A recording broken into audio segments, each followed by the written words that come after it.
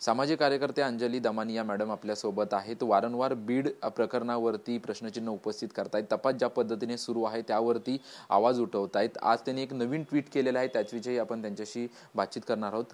Tweet केलेले आहात, त्यामध्ये असं तुम्ही म्हटलंय की सीसीटीव्ही फुटेज पत्रकारांना मिळत आहेत, परंतु तपास अधिकारी आहेत किंवा पोलीस प्रशासन आहे, गृह मंत्रालय आहे, त्यांना हे सीसीटीव्ही फुटेज मिळत नाहीत. एकंदरीत तुमचं काय म्हणणं आहे या सीसीटीव्ही फुटेजबाबत? मला ना खरंच खूप या सगळ्याचा राग यायला लागलाय. तर या सिस्टमचा राग यायला लागलाय, या राजकारण्यांचा राग यायला लागलाय आणि या पोलीस यंत्रणेचा जास्त राग यायला लागलाय की हे काय तमाशे चालवलेत यार, काय तमाशे चालवलेत.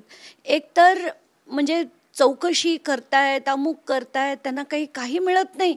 म्हणजे आता हा जो व्हिडिओ आला आहे, जो काल रात्री मला धनंजय मुंडे यांनी पाठवला आणि मला म्हणाले, धनंजय मुंडे नाही, सॉरी, परत गे रे बाबा, धनंजय देशमुख, त्या दोघांचंही नाव धनंजय, डिलीट कर.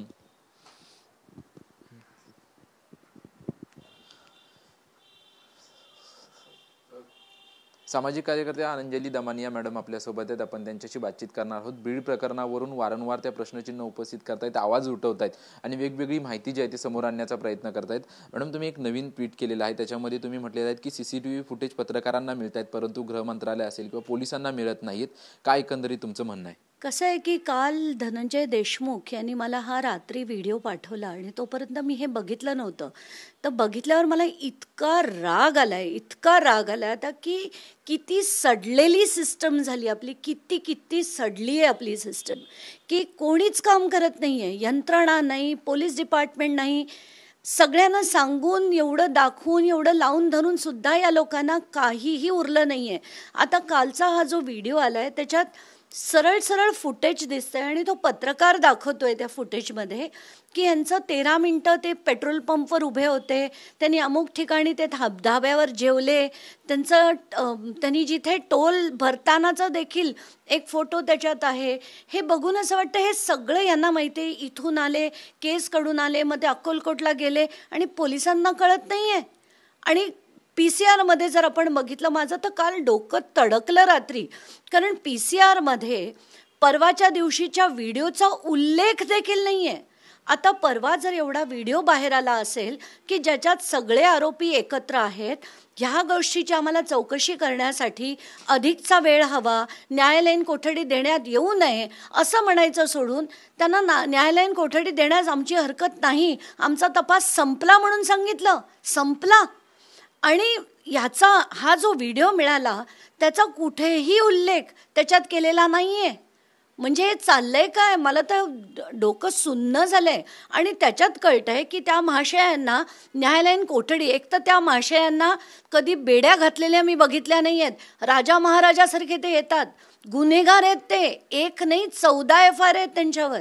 त्या माणसाला बेड्या ठोकून हात, जसे तुम्ही इतर 10,000ची चोरी करणाऱ्या गुन्हेगाराचे आवळताना तसे हात आवळायला पाहिजे त्या माणसाच्या, पण तसं करताना आपल्याला दिसत नाही आहे. का? तर यांच्यावर राजकीय बडदास्त आहे सगळी त्यांची. ते हे सगळं ना बघवत नाही. आता असं डोकं फिरायची पाळी आली आणि खरंच काय याच्यातनं मार्ग काढावा तेच कळत नाही आहे. CJना पत्र लिहिलं, DGना दिलं, ADGना दिलं, तरी यांची बडदास्त संपत नाही. आय मीन काय बोलायचं आता, अशी परिस्थिती झाली. माझं तर खरंच डोकं आता खूप तडकतंय. पण तुम्ही पोलीस प्रशासनावरती प्रश्नचिन्ह उपस्थित करताय, तुम्हाला काय वाटते कोणाचा वरद असतं पोलिसांवरती असू शकतो? तुमचं म्हणणं होतं की पत्रकारांना व्हिडिओ मिळत आहेत, तुम्हाला सर्वांना व्हिडिओ मिळत आहेत, परंतु पोलीस प्रशासनाला हे काही गोष्टी कळत नाहीयेत का, असं तुम्ही प्रश्नचिन्ह उपस्थित केलं? नाहीच आहे ना कळत कोणालाच. काही प्रश्नचिन्ह कसलं उपस्थित करणार? सगळ्यांना माहिती आहे हा किती सराईत गुंड आहे, सगळ्यांना माहिती आहे किती काय केलेत, किती खून केलेत, कसं पूर्ण बीडला लुटलंय, कशा लोकांना ओरबाडून त्यांची संपत्ती घेतली आहे, सगळ्या गोष्टी माहिती आहेत. जेनकोला कसं बनवलंय, पवन चक्क्यांकडनं खंडणी कशी मागितली, सगळं माहिती आहे ना. तरी सुद्धा जर यांची असे फालतू पाठराखण फक्त राजकारणासाठी होत असेल तर लढायचं कसं? आणि काल त्यांना न्यायालयीन कोठडी दिल्याबरोबर रात्रीच्या रात्री त्यांना, मला हे माहिती होतं, मी काही काल चॅनल्सना देखील म्हटलं की जशी भुजबळांना छातीत कळ यायची जेलमध्ये असताना, आता यांना सुद्धा तिथे हॉस्पिटलमध्ये नेऊन बसवतील, आरामात ते तिथे राहतील AC आणि त्यांना सुद्धा भेटायला सगळी रीग जसे गावात राहायचे तसेच ते तिथे हॉस्पिटलमध्ये पण राहतील, ह्याचीच भीती होती मला की आणि मग हळूहळू बिल्डअप करतील केस मेडिकल बेल मिळण्याची आणि त्या मार्गाने मला जाताना दिसतंय. म्हणूनच मला वाटत होतं की आपण काहीतरी स्ट्रॉंग भूमिका घ्यावी, म्हणून मी काल सीजेंना लिहिलंय. तर ते तरी काहीतरी करतील अशी माझी आता अपेक्षा आहे. कारण राजकारणी फडणवीस, अजित पवार, धनंजय मुंडे काही करतील असं मला बिलकुल वाटत नाही. आणि त्या धनंजय मुंडेंना जरा तरी लाज शरम जनाची नाही मनाची जरी असती ना तरी त्यांनी राजीनामा द्यायला पाहिजे होता.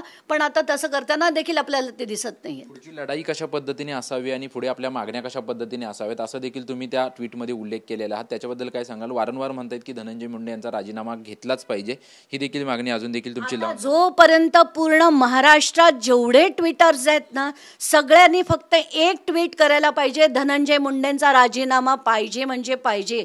हे लोकांनी तिथले जे त्यांचे मतदार होते ना, ज्यांनी आता हे सगळे थेर बघितले 1.5 महिन्याचे, त्यांनी ट्विट करायला पाहिजे की धनंजय मुंडे आम्ही तुम्हाला रिकॉल करतोय, तुम्ही परत आमदार म्हणून होण्याच्या लायकीचे नाही आहात, तुम्हाला आमदार म्हणून सुद्धा आम्ही रिकॉल करतोय अशी म्हणायची पाळी आली आता. तुम्हाला वाटत नाही आता मुख्यमंत्र्यांकडून किंवा उपमुख्यमंत्र्यांकडून तुम्हाला न्याय मिळेल? कारण तुम्ही म्हटलात की अजितदादांवरती कसला दगड्याचा न्याय रे, कसला दगड्याचा न्याय. 1.5 महिना काय थेर चाललेत आपण बघतोय, कसले थेर चाललेत आपण बघतोय. कसले न्याय देणार मुख्यमंत्री, कसले न्याय देणार उपमुख्यमंत्री. सगळे भ्रष्टाचारात इतके व्यस्त आहेत की त्या कोणाला लोकांची पडलीच नाहीये. पुढची लढाई कशी सुरू असणार? आतापर्यंत त्यांच्याकडेच तुम्ही न्याय मागत होतात, भेटी घेत होतात, आता मग पुढची लढाई कशी सुरू असेल? आता मी सीजेना म्हणूनच शेवटी पत्र लिहिलंय, एडीजीना दिलंय आणि परत मी एकदा 2 दिवसापूर्वी एडीजी संजय सक्सेना यांना भेटले. ते थोडे शार्प वाटले मला. त्यांची भेट मी परत उद्या घेणार आहे, अनेक गोष्टी त्यांना सांगणार आहे.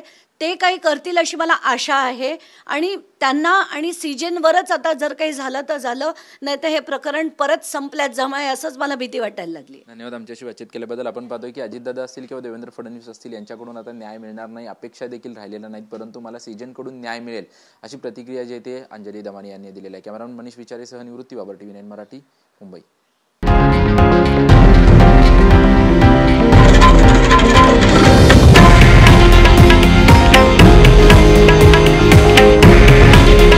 हे आहे देशातील नंबर 1 न्यूज नेटवर्क आणि आपण पाहत आहात TV9 मराठी. काळजी तुमची, हित महाराष्ट्राचं.